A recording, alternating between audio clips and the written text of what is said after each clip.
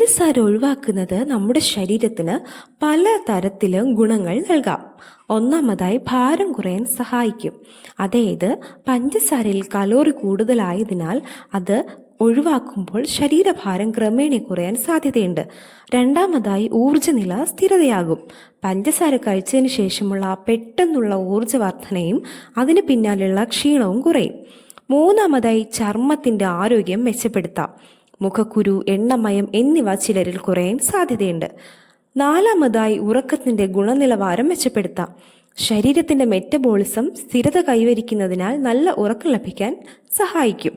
അഞ്ചാമതായി മധുരത്തിനുള്ള അമിത ആഗ്രഹം കുറയും.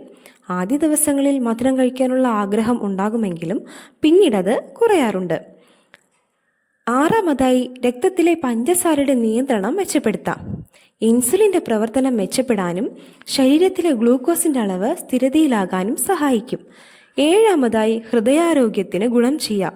ട്രൈഗ്ലിസറൈഡിൻ്റെയും മറ്റ് ചില അപകട സാധ്യതകളുടെയും അളവ് കുറയാൻ സഹായിക്കും.